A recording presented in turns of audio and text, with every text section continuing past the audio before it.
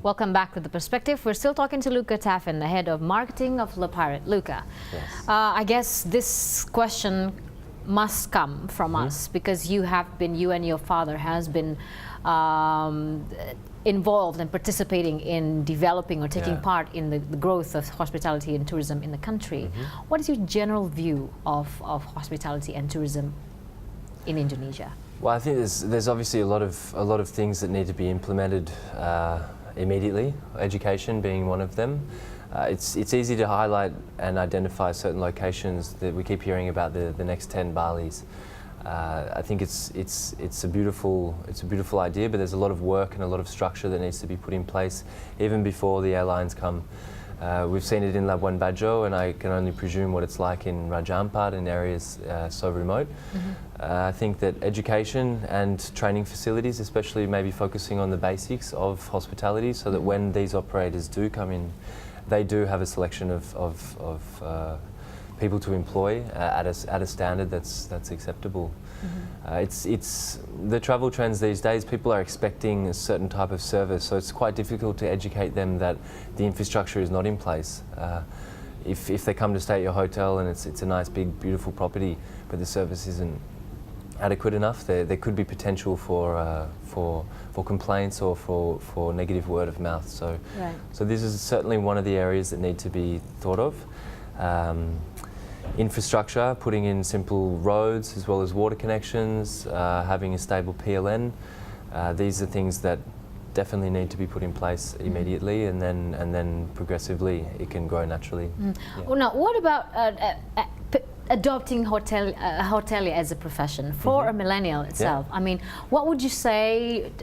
How would you describe the job as a hotelier to other millennials who are interested, perhaps? What is the appeal, and is there longevity and sustainability when it comes to becoming a hotelier for millennials, for instance? Yeah, I think this generation is such an exciting generation which love collaborating, they love experiencing. So in terms of, I think we need to shift the mindset of hotels being these conventional blocks of concrete that almost seem like jails of no fun, and sort of breaking the boundaries and opening up the walls to more experiences and travelling abroad and ticking the boxes, as you say. But the environment around it is quite exciting and rewarding as well. I mean, it's not easy to work full time on other people's holidays, but at the same time, when you do see those faces and you see those smiles, that it is certainly an industry and a job which is quite exciting and can change at any time.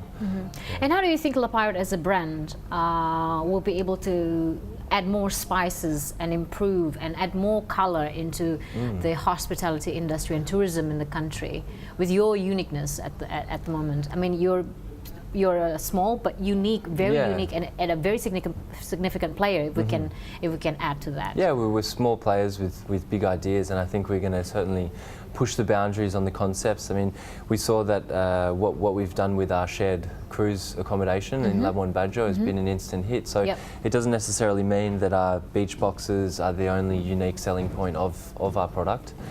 We're considering also going into a more glamping perspective. So taking to the islands a more glamping accommodation where it's less about the room and more about the facilities and more about the activities.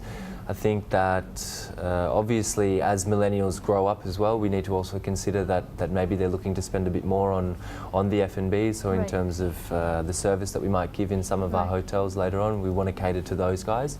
But also we're analysing the Gen Z as well, so anywhere from 15 to 16-year-old, these guys are quite exciting.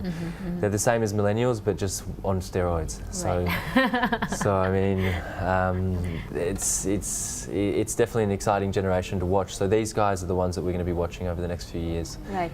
And now, as you can see, that the Jokowi administration has identified 10 other locations outside Bali for them to develop until 2020, 2019, in order to to rake in over 20 million of foreign tourists yeah.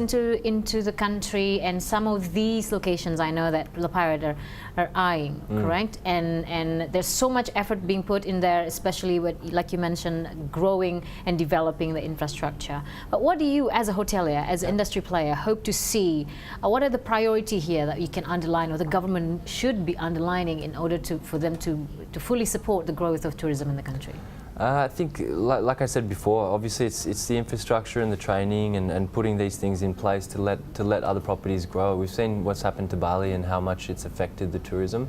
The quality travellers are now sort of going outside of Bali. Yeah. And now there's, I mean, the biggest tourists, percentage is Chinese right now, and they're the ones that are coming in and chasing the cheaper rates and not spending any time in the hotels and whereas we're looking to take these quality travellers overseas, but like we said in Labuan Bajo, if there's problems with rubbish, these quality travellers could easily come across and not necessarily positively portray that area. I mean, we've got local fishermen are diving, they're bombing the local coral, so we need to put in systems where they're stopping these type of things from happening and putting in reserve camps where they're looking to reserve the coral, taking the local communities and educating them and how to benefit those guys later on with their own economy.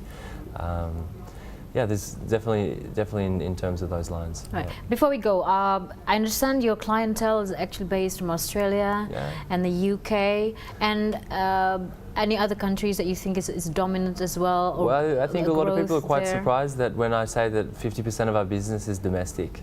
Very good. Yeah, so we like very happy to hear that. Yeah, yeah, and we're very strong on domestic. Whether we're in Indonesia or we go to the Philippines or we go to Sri Lanka, domestic is the key to yearly success for sure.